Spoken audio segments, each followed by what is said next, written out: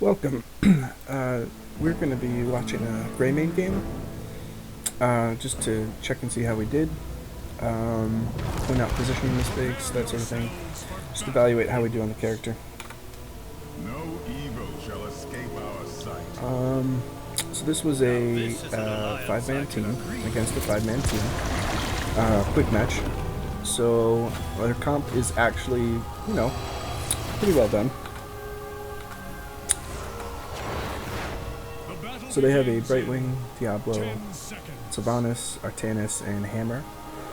We had a Malfurion, a Greymane, a Tychus, and 2 warriors, Tyrael and Johanna, which I actually really like. Really like that kind of a comp. Alright. If I recall correctly, Hammer was top in this match.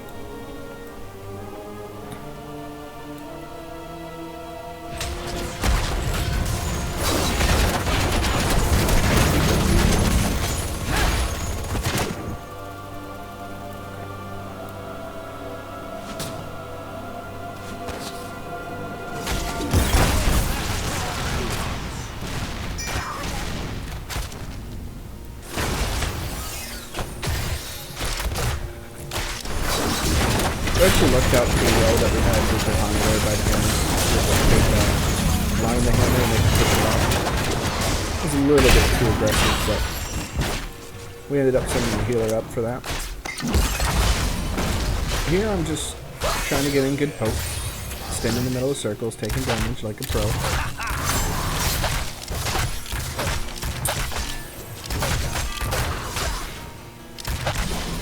So this Diablo just kept coming in, starting to poke on him.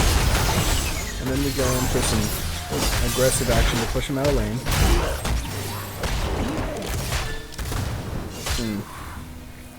You have been injured. Head to a healing.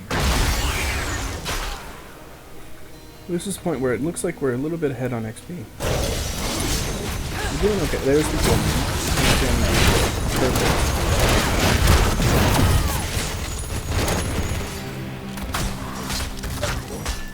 Yeah, I'm surprised the Artanis didn't jump in and kill him. Okay. And we have Diablo low, Hammer's dead. I remember our first shrine being pretty darn good, our first immortal. So we're just going to poke away, force them to come in on us, but I think we end up losing this fight, because the rest of the team just lack of communication. I mean, they punished the Diablo.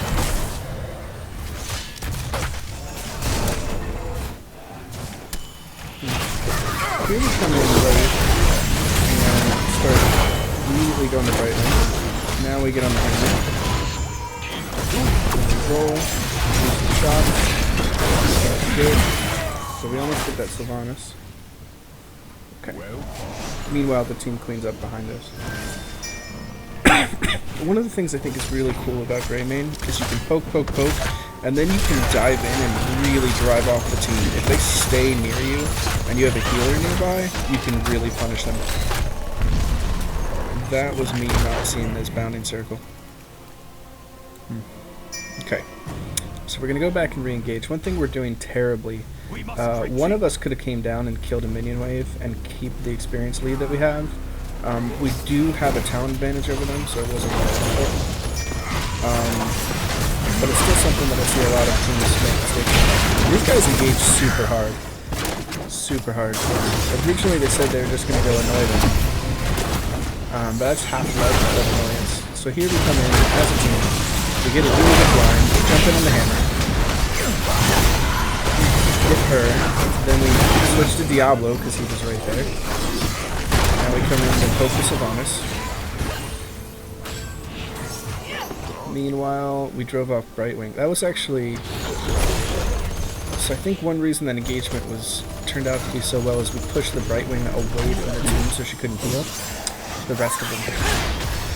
These guys are continuing to just give some pressure. Here we go try to get some heals.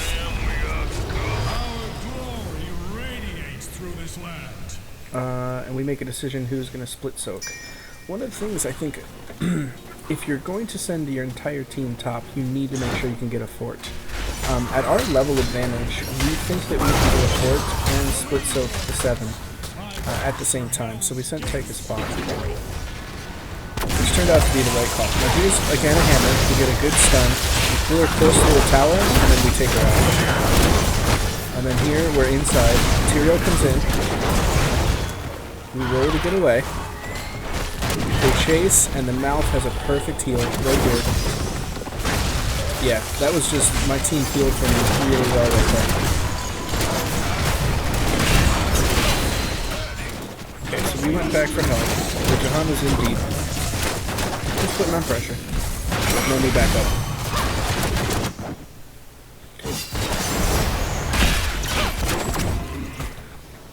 Yeah. She pulled all the focus off today. That was beautiful. Alright. Now here, Tyke stayed a little too long. A little too long. They're all rotating down right now. And you're going to see him get killed shortly, I believe. If I remember this correctly. There's the Greymane. Nope. Maybe not. Sylvanas was still top. Yeah, we got a nice stamp already. That keep we didn't take down as much as I'd hoped. But you can see we still have our level lead.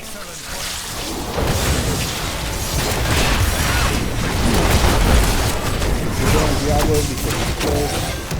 And Low, we switched to Arcanus because he was trying to dive him out. The other thing I really like about Greymane, you can just, if you stand with your team and punish anyone who dives you, you do so much damage. It's ridiculous. You just want to make sure you're with your healer. Keep him alive. He is your life. And you can punish anyone for trying to get him. So here we just wants to poke. Tyke did a pretty good job laning there. Took a bunch of damage. We figured we had time. We grabbed the camp quick, now it's over this manner. When you take camps, taking them as Worgen is generally better.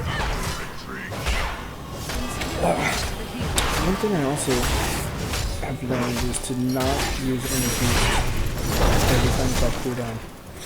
Oh, we went back to get energy. Yeah, we don't use it every time it's on cooldown. We want to use it for hard engages, and we want to be careful because it has like 15-second timer. So when we do go in, we can force the high speed going, but push her away from the team. Now that she's down, we got construction going on, and we're going to jump in on the hand. So we throw, we do a little plate, and we wait for a cooldown, and we jump in.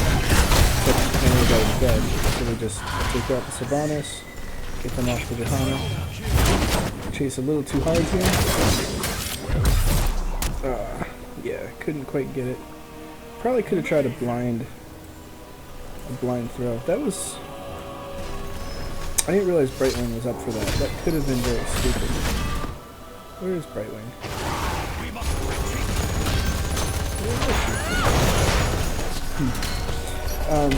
The fact that she's up here could have killed the Sylvanas very quickly if she had teleported to her and really punished me for overextending for that kill. Looks like she's down there.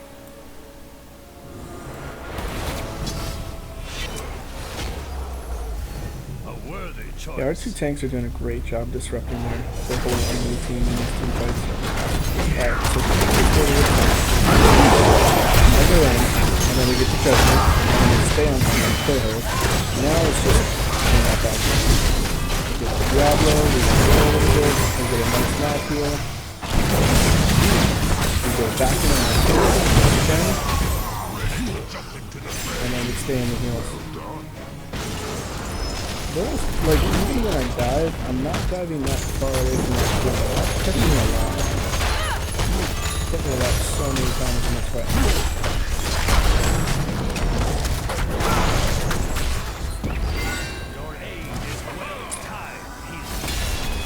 So we get 3 mana. This is where Johanna decided she really wanted to split push.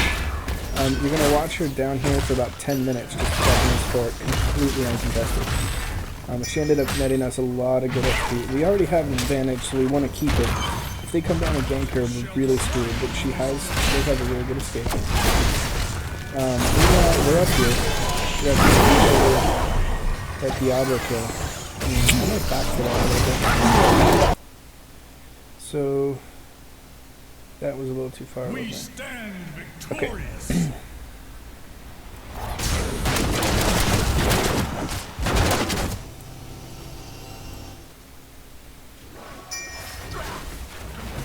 So here we just throw our poke out, jump on the Diablo just to get damage, push him around before the hammer has it for then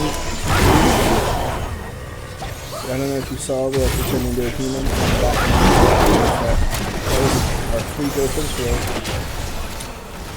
There's a bug on me now. Look at that, that's beautiful. Okay, here we're going back and we timed our ultimates together. So the Judgment goes in, the Greymane jumps in and just dishes his burst during the ultimate, and Brightwing cannot. Now I'm a human doing my poke and can attack. Nice. Tyrael gets done with the fort. He doesn't get out because we ran out of mana and overstayed our welcome. Now we're just all in full retreat. We try to peel, wait for the chance to come a little too far away from his team, and then we jump in on him. And that's just enough to get him to run away so that Tyka stays alive. And now the Brightwing decides to try to come punish us. I think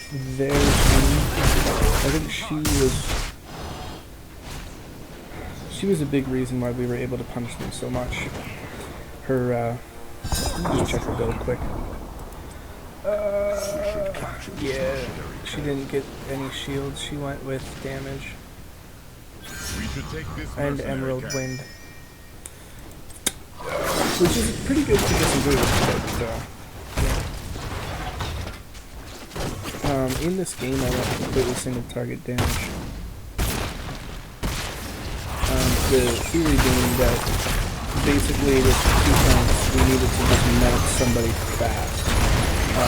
Not feeling the deal was sustainable. We were planning to kite, melt, and we needed the DPS on the board, especially with everyone.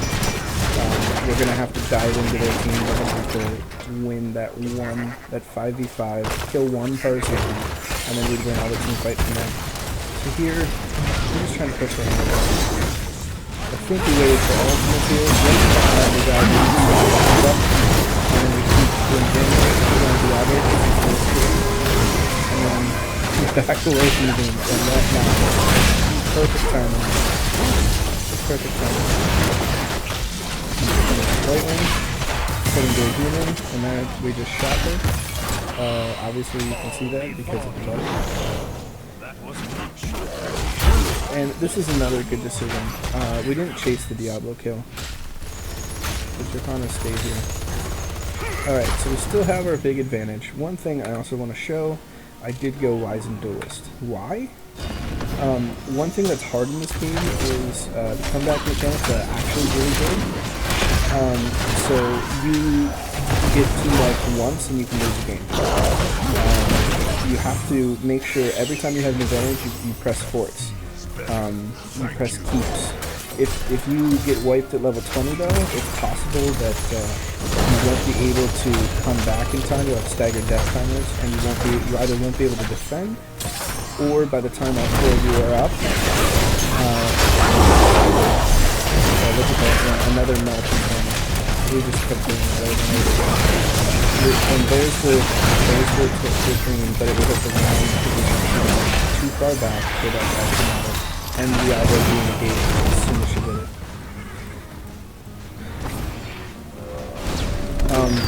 So yeah, the comeback mechanics in this game are pretty good. So a team wipe at level 20 can basically stagger your team's death timers to the point where they continue to get kills and just stay ahead. If you're not careful and your team doesn't play well together.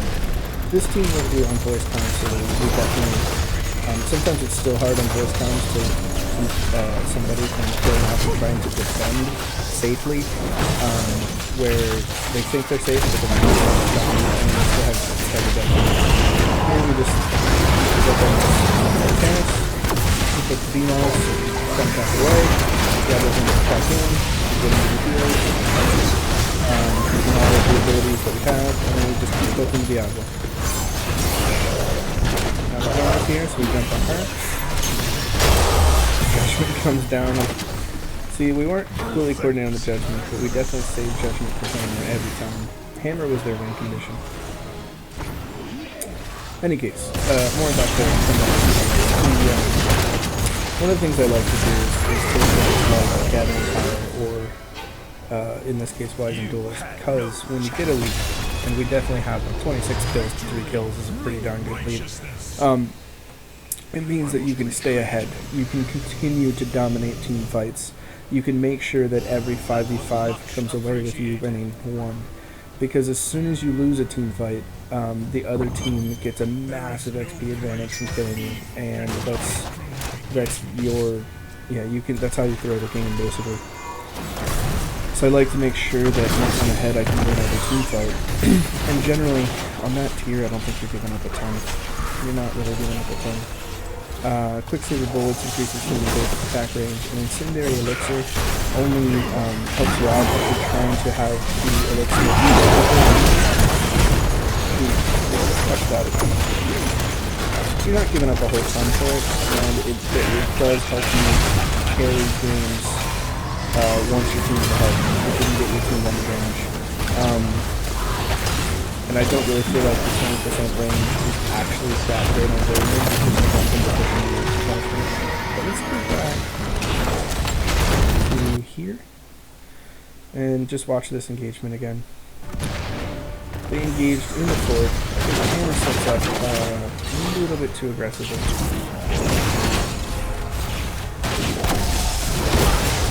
Right, we get a rolling route and we jump in on her. And then we get a free, not a kill, we jump in, we back out, we walk back in the building point, now we're human, and we're waiting for a cooldown to 5 minutes. This time, we were close enough to the team that missed us. Just trying to push them away from our team, keep them alive.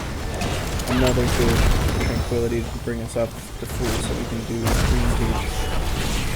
And we're trying to stagger the left time up here. If we can keep one of them dead at all points in time, we easily run the start of this one. We dump it on the ground. And that's just beautiful. Diablo with the perfect stun, probably for them out lightning engage. And then, yeah, end the game.